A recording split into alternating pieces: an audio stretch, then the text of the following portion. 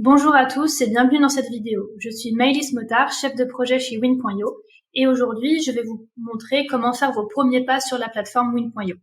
Lorsque vous vous connectez pour la première fois, vous allez arriver sur cette vue générale qui vous montre toutes les informations globales au sujet de votre plateforme. Ce que je vous invite à faire dans un premier temps, c'est d'aller dans la partie des configurations générales et de donner un nom à votre plateforme ainsi qu'ajouter un logo et un code couleur. Ça va vous permettre, côté interface publique, d'avoir votre nom de plateforme et logo qui apparaîtront ici sur toutes les pages de l'interface. Une fois que vous avez fait cette configuration, je vous invite à aller sur la partie accueil pour configurer tout ce qui va apparaître aussi sur cette page, donc le visuel ainsi que les textes et le bouton d'appel à l'action.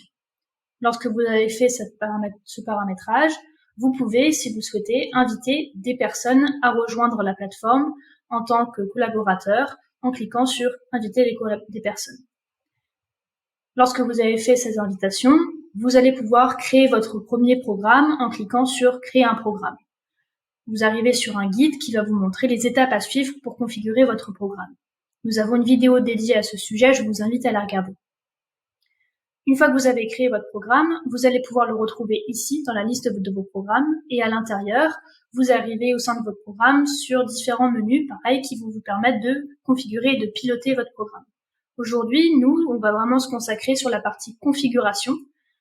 C'est ce qu'on va retrouver sous le menu configuration. On va d'abord présenter la partie présentation. C'est ici que vous allez pouvoir mettre les informations avant de déposer un dossier pour les candidats, donc une description de votre programme, une image de couverture, ainsi que différents onglets qui vont contenir du texte, des images, pourquoi pas aussi une FAQ pour les candidats. Côté interface publique, ça va ressembler à ça globalement. Une fois qu'on a passé la page d'accueil, on arrive sur l'interface de présentation et on retrouve ici la fameuse image de couverture ainsi que les différents onglets qui vont donner de l'information pour les candidats. Une fois que vous avez fait cette partie présentation, vous allez pouvoir vous attaquer au parcours.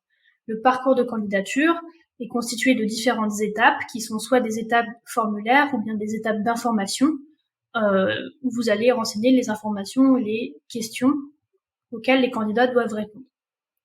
Lorsque vous configurez votre parcours, vous pouvez personnaliser le titre ainsi que pourquoi pas une date d'ouverture, une date de clôture, une description, et vous retrouvez ici toutes les étapes de votre parcours. Chaque étape est constituée de la même façon. Vous allez lui donner un nom, lui dire le type d'étape que c'est, et donner un code couleur qui vous servira côté admin à suivre la progression des candidats sur les étapes.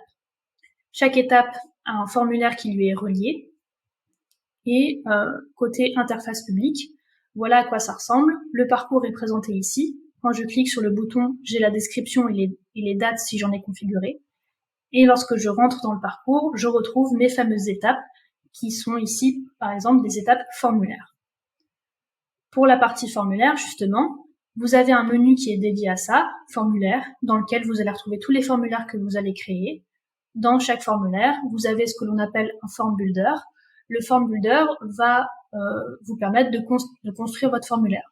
Sur la droite, vous avez toutes les natures de questions qui existent. Donc, pour ajouter une question, il vous suffit de la glisser et de la déposer sur votre form builder. Votre question apparaît ici. Vous allez pouvoir lui donner un titre et paramétrer, par exemple, d'autres configurations, comme par exemple le fait de rendre obligatoire la question. En plus des questions, vous pouvez ajouter ce que l'on appelle des séparateurs qui vous permettent de structurer votre formulaire, comme par exemple ici, avec l'ajout d'un séparateur type paragraphe. Voilà globalement toutes les informations que vous avez besoin de savoir pour construire votre premier programme. Si vous avez d'autres questions ou besoin de conseils sur votre programme ou des questions plus spécifiques, je vous invite à me contacter directement en réservant un échange sur mon agenda en ligne et je vous dis à bientôt.